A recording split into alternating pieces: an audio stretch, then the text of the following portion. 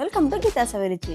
ಇವತ್ತಿನ ವಿಡಿಯೋದಲ್ಲಿ ಸ್ಪೆಷಲ್ ದಾವಣಗೆರೆ ಬೆಣ್ಣೆ ದೋಸೆ ಹೇಗೆ ಮಾಡಬೇಕು ಅಂತ ತೋರಿಸ್ತೀನಿ. ಮೇಲ್ಗಡೆ ಕ್ರಿಸ್ಪಿಯಾಗಿ ತುಂಬ ಮೃದುವಾಗಿ ಈ ದಾವಣಗೆರೆ ಬೆಣ್ಣೆ ದೋಸೆ ಬರಬೇಕು ಅಂದರೆ ನಾನು ಹೇಳೋ ಮೆಜರ್ಮೆಂಟ್ಸ್ನ ಫಾಲೋ ಮಾಡಿ, ನಾನು ಹೇಳೋ ಟಿಪ್ಸ್ನ ಫಾಲೋ ಮಾಡಿ ತುಂಬ ಪರ್ಫೆಕ್ಟಾಗಿ ಬರುತ್ತೆ, ತುಂಬ ಟೇಸ್ಟಿಯಾಗಿರುತ್ತೆ. ಈ ಥರ ದಾವಣಗೆರೆ ಬೆಣ್ಣೆ ದೋಸೆ ಮನೆಯಲ್ಲಿ ಮಾಡ್ಕೊಂಡು ತಿಂತಾ ಇದ್ದರೆ ಆಹಾ, ಬಾಯಿಗೂ ಖುಷಿ, ಹೊಟ್ಟೆಗೂ ಖುಷಿ, ಹಾಗೆ ಮನಸ್ಸಿಗೂ ಖುಷಿ ಅಲ್ವಾ? ಈ ವಿಡಿಯೋ ನೋಡೋಕ್ಕಿಂತ ಮುಂಚೆ ನೀವಿನ್ನೂ ನನ್ನ ಚಾನಲ್ ಸಬ್ಸ್ಕ್ರೈಬ್ ಮಾಡ್ಕೊಂಡಿಲ್ಲ ಅಂದರೆ ಬೇಗ ಸಬ್ಸ್ಕ್ರೈಬ್ ಮಾಡಿಕೊಂಡು ಬೆಲ್ ಐಕನ್ನ ಕ್ಲಿಕ್ ಮಾಡ್ಕೊಳ್ಳಿ. ನಾನು ಹಾಕೋ ಎಲ್ಲ ವೀಡಿಯೋಸು ನಿಮಗೆ ನೋಟಿಫಿಕೇಷನ್ ಬರುತ್ತೆ. ಈಗ ಈ ದಾವಣಗೆರೆ ಬೆಣ್ಣೆ ದೋಸೆಗೆ ಏನೆಲ್ಲ ಹಾಕಬೇಕು ಅಂತ ತೋರಿಸ್ತೀನಿ ಬನ್ನಿ.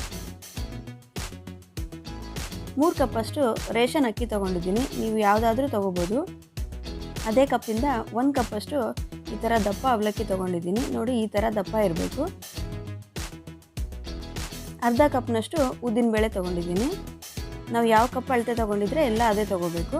ರುಚಿಗೆ ತಕ್ಕಷ್ಟು ಉಪ್ಪು, 1 ಸ್ಪೂನಷ್ಟು ಮೆಂತ್ಯ, 2 ಸ್ಪೂನಷ್ಟು ಮೊಸರು ತೊಗೊಂಡಿದ್ದೀನಿ.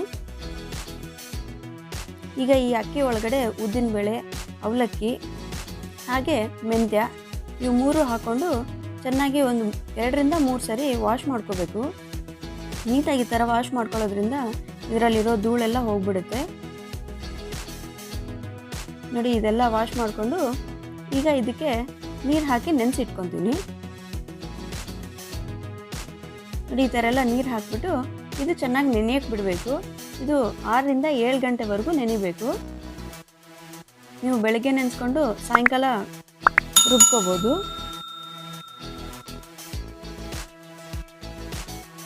ನೋಡಿ, ನಾನು 7 ಅವರ್ಸ್ ನೆನೆಸಿಟ್ಕೊಂಡಿದ್ದೀನಿ.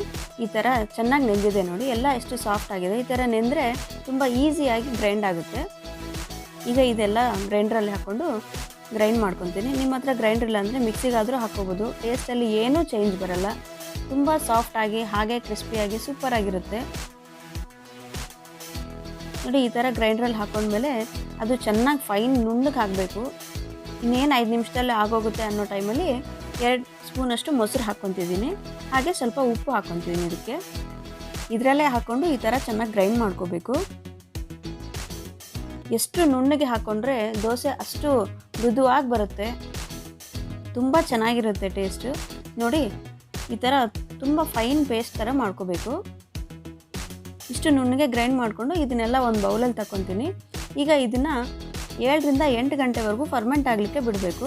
ನಾನು ಸಾಯಂಕಾಲ ಹಾಕ್ಕೊಂಡಿದ್ದೀನಿ. ಬೆಳಗ್ಗೆವರೆಗೂ ಇದು ಹೀಗೆ ಇಡ್ಬೋದು. ನೋಡಿ, ಬೆಳಗ್ಗೆ ಚೆನ್ನಾಗಿ ಫರ್ಮೆಂಟ್ ಆಗಿಬಿಟ್ಟು ಎಷ್ಟು ಫ್ಲಫಿ ಆಗಿದೆ ನೋಡಿದ್ರಾ? ಎಲ್ಲ ನೊರೆ ಬಂದಿದೆ. ತುಂಬ ಚೆನ್ನಾಗಿ ಬರುತ್ತೆ. ಈ ಥರ ನೊರೆ ಬಂದರೆ ದೋಸೆ ತುಂಬ ಸಾಫ್ಟಾಗಿ ಮೃದುವಾಗಿ ಬರುತ್ತೆ.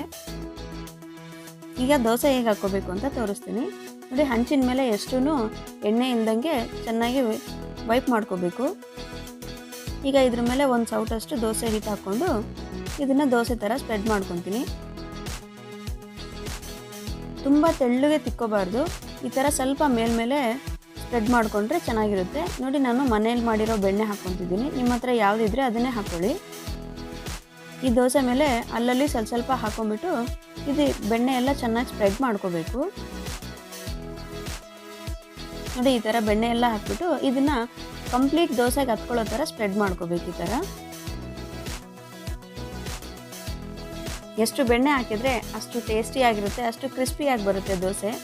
1 ನಿಮಿಷ ಈ ಥರ ಕ್ಲೋಸ್ ಮಾಡಿ ಇಟ್ಕೊತೀನಿ. ಜಾಸ್ತಿ ಹೊತ್ತು ಈ ಥರ ಕ್ಲೋಸ್ ಮಾಡ್ಕೋಬಾರ್ದು. ಅವಲಕ್ಕಿ ಹಾಕಿರೋದ್ರಿಂದ ತುಂಬ ಬೇಗ ಸೀದೋಗ್ಬಿಡುತ್ತೆ. ಹಾಗಾಗಿ ಸ್ವಲ್ಪ ಹೊತ್ತು ಮಾತ್ರ ಕ್ಲೋಸ್ ಮಾಡ್ಕೋಬೇಕು. ಕ್ಲೋಸ್ ಮಾಡಿಕೊಂಡ್ರೆ ಮೇಲ್ಗಡೆ ಸಾಫ್ಟಾಗಿರುತ್ತೆ. ನೋಡಿ, ವಾವ್, ಎಷ್ಟು ಗೋಲ್ಡನ್ ಕಲರಲ್ಲಿ ಎಷ್ಟು ಚೆನ್ನಾಗಿ ಬಂದಿದೆ ಅಲ್ವಾ ದೋಸೆ? ಈಗ ಮತ್ತೆ ಇದನ್ನು ಫ್ಲಿಪ್ ಮಾಡ್ಕೊತೀನಿ. ನೋಡಿ, ಎಷ್ಟು ಚೆನ್ನಾಗಿ ಬಂದಿದೆ ಅಲ್ವಾ ದೋಸೆ? ಇದೇ ಥರನೇ ಇನ್ನೊಂದನ್ನು ಹಾಕ್ಕೊಂಡು ಸರ್ವ್ ಮಾಡ್ಕೊಂಡ್ಬಿಟ್ರೆ ನಮ್ಮ ದಾವಣಗೆರೆ ಬೆಣ್ಣೆ ದೋಸೆ ರೆಡಿ ಆಗೋಗುತ್ತೆ. ನೀವು ಈ ದೋಸೆಗೆ ಎಷ್ಟು ಬೆಣ್ಣೆ ಹಾಕಿದರೆ ಅಷ್ಟು ಟೇಸ್ಟಿಯಾಗಿರುತ್ತೆ. ಹೆಸರಿನಲ್ಲೇ ಇದೆ ಬೆಣ್ಣೆ ದೋಸೆ ಅಂತ. ಹಾಗಾಗಿ ಬೆಣ್ಣೆ ಎಷ್ಟು ಹಾಕಿದರೆ ಅಷ್ಟು ಟೇಸ್ಟಿಯಾಗಿರುತ್ತೆ. ನೋಡಿ, ಈ ಥರ ಎಲ್ಲ ಕಂಪ್ಲೀಟಾಗಿ ಸ್ಪ್ರೆಡ್ ಮಾಡಿಕೊಂಡ್ರೆ ಎಲ್ಲೆಲ್ಲಿ ಬೆಣ್ಣೆ ಇರುತ್ತೋ ಅಲ್ಲೆಲ್ಲ ಚೆನ್ನಾಗಿ ಕೆಂಪಗೆ ಬರುತ್ತೆ. ಸ್ವಲ್ಪ ಕ್ಲೋಸ್ ಮಾಡ್ಕೊಂಡ್ಬಿಟ್ಟು ಬೇಯಿಸ್ಕೋಬೇಕು.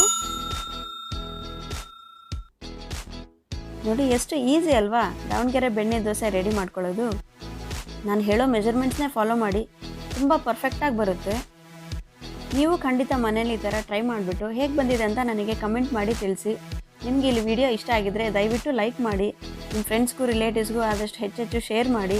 ಸಬ್ಸ್ಕ್ರೈಬ್ ಮಾಡ್ಕೊಂಡಿಲ್ಲ ಅಂದರೆ ಬೇಗ ಸಬ್ಸ್ಕ್ರೈಬ್ ಮಾಡಿಕೊಂಡು ಬೆಲ್ ಐಕನ್ನ ಕ್ಲಿಕ್ ಮಾಡ್ಕೊಳ್ಳಿ. ನಾನು ಹಾಕೋ ಎಲ್ಲ ವೀಡಿಯೋಸು ನಿಮಗೆ ಫಸ್ಟ್ ನೋಟಿಫಿಕೇಷನ್ ಬರುತ್ತೆ. ಯಾವ ವೀಡಿಯೋನು ಮಿಸ್ ಮಾಡ್ಕೊಳ್ಳದೆ ನೀವು ವಾಚ್ ಮಾಡ್ಬೋದು. ಈಗ ಮತ್ತಷ್ಟು ಒಳ್ಳೆ ರೆಸಿಪಿಗಳೊಂದಿಗೆ ಮತ್ತೆ ಭೇಟಿಯಾಗೋಣ ಫ್ರೆಂಡ್ಸ್. Thank you.